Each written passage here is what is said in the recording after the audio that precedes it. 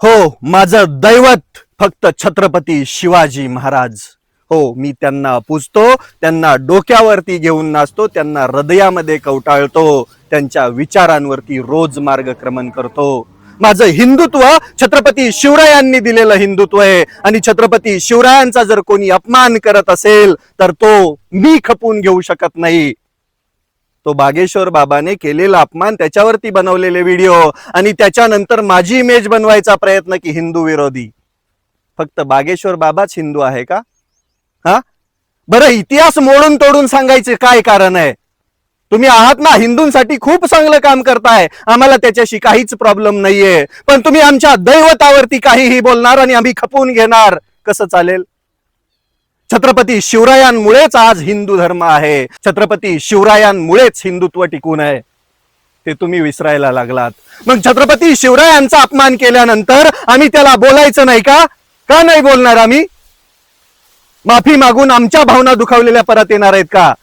आणि हिंदूंचं काम आम्ही करत नाहीत का? आम्ही रोज प्रबोधनाचं काम करतो, हिंदू मिळवण्याचं काम करतो, ते तुम्हाला दिसत नाही का? अरे, आमच्या दैवतावरती कोणीही येऊन अभद्र टिप्पणी करणार आणि आम्ही शंडासारखं शांत बघत बसणार का? आणि कशासाठी? अरे, थोडस बाजूला या आभासी दुनियेमधून बाजूला या. खरं लोक ओळखा तुम्ही. संत म्हणता तुम्ही, बाबा म्हणून घेतात ते. संत खूप मोठी गोष्ट आहे. संतत्व असंच येत नाही. कोणी येणार, उठणार, छत्रपती शिवरायांवरती बोलणार आणि हा महाराष्ट्र शांत बसून बघत बसणार. फक्त बाहेरचं कोणी येणार, छत्रपती शिवरायांवरती बोलणार, महाराष्ट्रावरती बोलणार आणि आपण फक्त शांत बसणार. हेच करत आलोय आपण. आणि जो कोणी बोलतोय त्याला हिंदू विरोधी ठरवणार.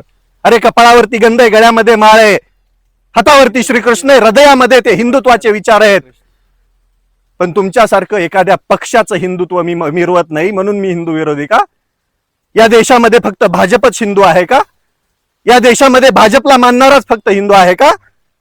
अरे, लाजा वाटू द्या.